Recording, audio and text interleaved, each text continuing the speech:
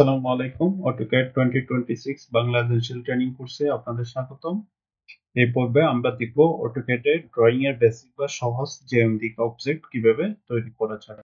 তো এই ভিডিওর জন্য আমরা লেকচার 1 এর যে ফাইলটি ব্যবহার করছিলাম, যা আগের ভিডিওতে দেখানো হয়েছে সেই ফাইলটি ব্যবহার করব। আপনি চাইলে আমার ভিডিও দেওয়া ডেসক্রিপশন লিংক থেকে ফাইলটি ডাউনলোড করে ভিডিওর সাথে অনুশীলন করতে পারবেন। এখন এই ভিডিওতে আমরা অবজেক্ট স্ন্যাপ এবং অটো স্ন্যাপ নিয়ে আলোচনা করব, যাকে অবজেক্ট স্ন্যাপ ট্র্যাকিং নামেও ডাকা হয়। তো প্রথমে আমরা ড্রয়িং এ কিছু ফার্নিচার বসাবো, তাই সেটি সঠিক লেয়ারে বসাইতে হবে। যার জন্য আমাদের যে রিবনে হোম ট্যাব আছে, হোম ট্যাব থেকে আমরা লেয়ার প্যানেল থেকে লেয়ার যে প্যানেল আছে সেখান থেকে লেয়ার যে ড্রপ ডাউন আইকন আছে সেটাতে ক্লিক করব। ক্লিক করার পরে আমাদের যে ফার্নিচার লেয়ার আছে A700MFFE, এটা নির্বাচন করব। এটি হচ্ছে যে ড্রয়িং এর ফার্নিচার লেয়ার। এরপর আমরা ড্রয়িং এর নির্দিষ্ট অংশে জুম করে নিব। এই গ্রিড স্কয়ারে ফোকাস করব। এখানে দুটি ছোট টেবিল এবং চেয়ার দেখা যাচ্ছে এবং এই অংশে কাজ করব, তাই জায়গাটিকে স্ক্রিনে বড় করে জুম করে বড় করে নিতে হবে যেন স্পষ্ট দেখা যায়। এখন আমরা রেক্টেঙ্গেল কমান্ড ব্যবহার করে একটা টেবিলের আকার তৈরি করব। সেই জন্য আমরা রিবনের হোম ট্যাবে আসবো। হোম ট্যাব থেকে যে ড্রপ প্যানেল আছে, ড্রপ প্যানেল থেকে রেক্টেঙ্গেল, এই যে রেক্টেঙ্গেলের যে পাশে আইকন আছে এটাতে ক্লিক করে এখানে রেক্টেঙ্গেল সিলেক্ট করব। এখন ড্রয়িং এরিয়া এসে একটি কর্নার পয়েন্টে ক্লিক করব। ক্লিক করার পরে যখন আমরা উপরের দিকে ট্র্যাক করব তখন রেক্টেঙ্গেলের আকার দেখা যাচ্ছে। এই জন্য একটু জুম আউট করে নিতে হবে। এখন রেক্টেঙ্গেলের আকার দেখা যাচ্ছে। এখন আমরা ডাইরেক্ট ডিসটেন্স এন্ট্রি ব্যবহার করব। রেক্টেঙ্গেলের টেবিলের টেবিলের লম্বা দিকের মাপ হবে যে 3500।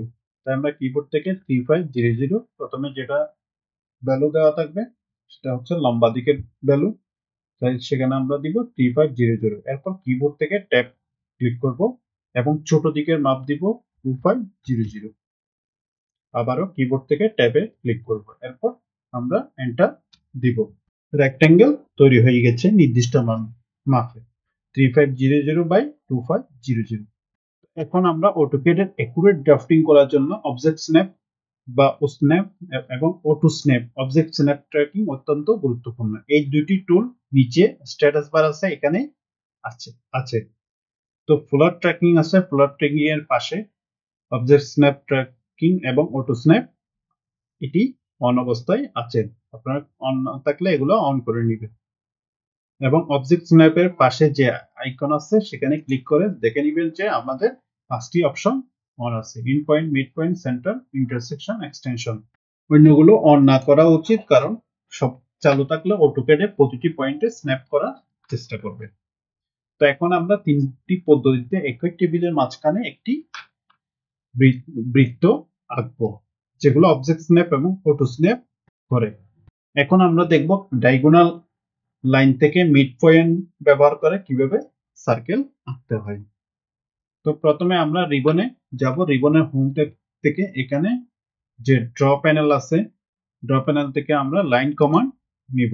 লাইন কমান্ড নেওয়ার পরে রেক্টেঙ্গেলে একটি কর্নার পয়েন্টে ইন পয়েন্ট স্ন্যাপ করব, তারপর বিপরীত কর্নার পয়েন্টে ইন পয়েন্ট স্ন্যাপ নিব। তারপর আমরা কিবোর্ড থেকে এন্টার দিব।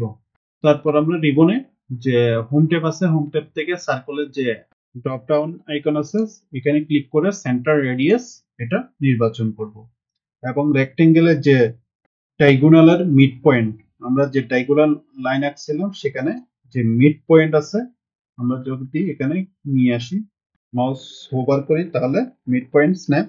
তো সেখানে আমরা মাউসের লেফট ক্লিক করব। লেফট ক্লিক করার পরে আমরা রেডিয়াস হিসেবে দিব হচ্ছে 900, টাইপ করে এন্টার দিবেন।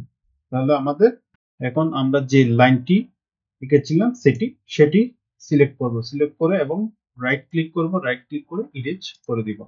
এখন আমাদের বৃত্তটি রেক্টেঙ্গেলের সঠিক মাঝখানে তৈরি হয়ে গেছে।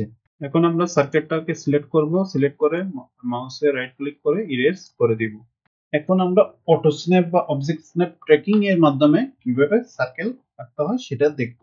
নিচের এই যে স্ট্যাটাস বার আছে এখানে দেখে নিব অটো স্ন্যাপ অন আছে কিনা। এরপর আমরা সার্কেল থেকে সার্কেলের যে ড্রপ ডাউন আইকন আছে সেখানে সেন্টার রেডিয়াস সিলেক্ট করব।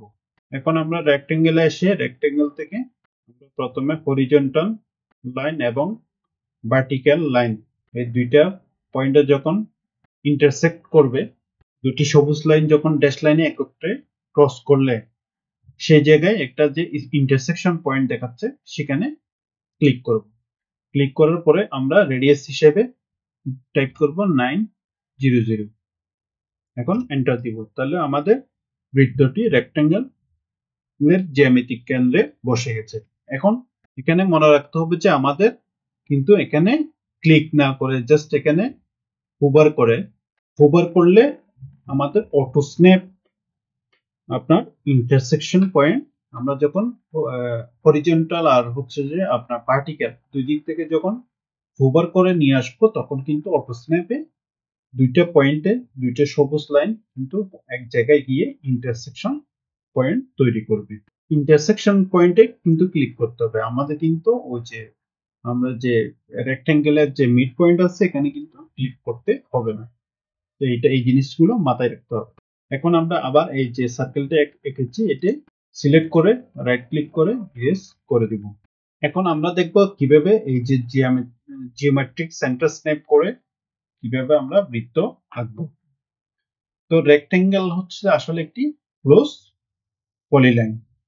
এই যে পলিলাইন দেখাচ্ছে এটা হচ্ছে যে একটা ক্লোজ পলিলাইন, তাই এটার একটা নিজস্ব জিওমেট্রিক সেন্টার আছে।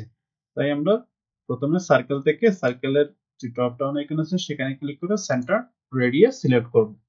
এখন আমরা কিবোর্ডে যে শিফট আছে শিফট চেপে ধরে রাইট ক্লিক করব। শিফটকে চেপে ধরে রাইট ক্লিক করবে, এরপর এখানে দেখতে পাচ্ছেন জিওমেট্রিক সেন্টার, এটা সিলেক্ট করব।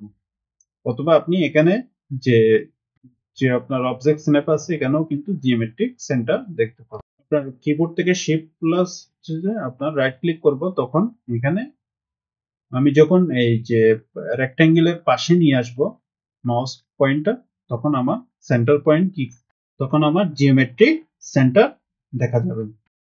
ক্লিক করব, ক্লিক করার পরে তারপর রেডিয়াস হিসেবে দিব কিবোর্ডে 900, এরপর এন্টার। আমার বৃত্তটি রেক্টেঙ্গেলের একদম সঠিক কেন্দ্রে তৈরি হয়ে গেছে। এভাবে অটোক্যাডে অবজেক্ট স্ন্যাপ, অটো স্ন্যাপ এবং জিওমেট্রিক সেন্টার স্ন্যাপ ব্যবহার করে একদম নির্ভুলভাবে অবজেক্ট তৈরি করা যায়। এই টুলগুলো ড্রাফটিং এর জন্য আপনার অ্যাকুরেসি এবং প্রিসিশন অনেক বেশি বাড়িয়ে দেয়। ধন্যবাদ সবাইকে। আসসালামু আলাইকুম।